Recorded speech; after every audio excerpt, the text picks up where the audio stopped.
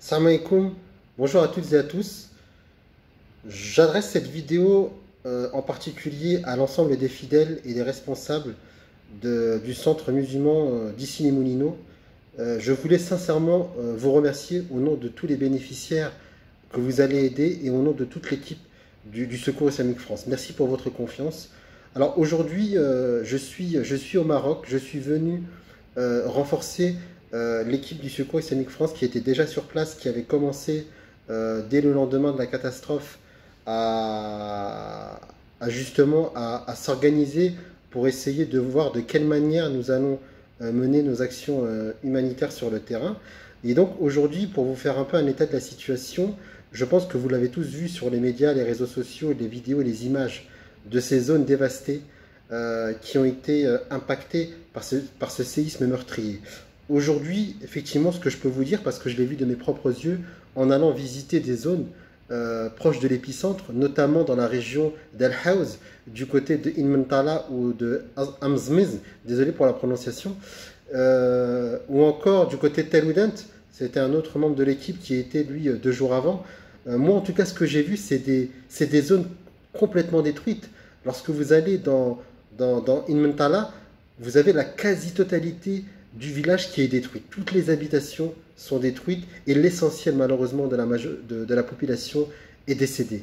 Et les personnes, les survivants qui ont perdu parfois leurs parents, leurs soeurs, leurs frères et sœurs, des enfants qui sont devenus orphelins, vraiment on a rencontré ces populations-là, ces gens-là, voilà, qui ont vécu une épreuve j'allais dire insurmontable, en tout cas très très difficile, mais en discutant avec eux, en essayant de comprendre ce dont ils avaient besoin, parce que c'était l'objectif de notre mission, en fait, on nous a partagé que l'aide alimentaire qui avait été apportée par cet élan de solidarité nationale incroyable, jamais vu, je pense au Maroc et dans d'autres pays d'ailleurs, en fait, on a vu de la générosité de toutes parts, des particuliers, des associations, des collectifs, individuellement, collectivement, ils ont tous ramené en grande quantité tout ce qui était voilà, aide alimentaire, de l'eau, etc., parfois des couvertures, etc.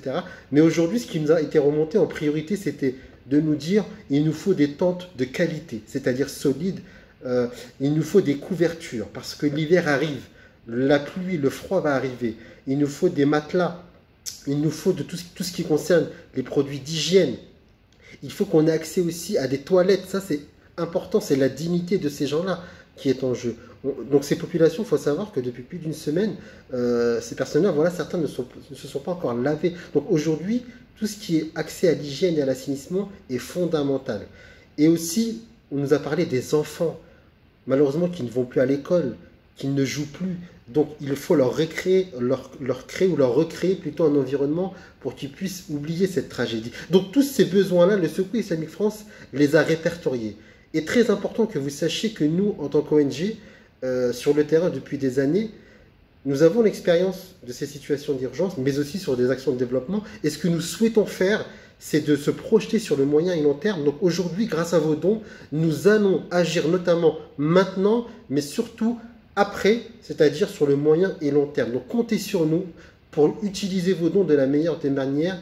Et encore une fois, pardon, merci pour votre confiance et votre générosité et continuez à vous mobiliser. Parce que vraiment, ces populations ont vraiment besoin de notre aide. Encore une fois, j'insiste parce que c'est important, sur le court, moyen et long terme. Donc aujourd'hui, sachez que nous sommes en train d'acheminer justement tout le matériel dont je vous ai parlé, c'est-à-dire les tentes, les matelas, les oreillers, les couvertures, les kits de cuisine, les kits d'hygiène. On s'est focalisé sur ça parce que on nous a dit justement que l'aide alimentaire, en tout cas pour le moment, était pourvue, mais qu'ils préféraient aussi que cette aide alimentaire s'étale, s'échelonne sur le temps. Mais aujourd'hui, ils ont besoin aussi de tous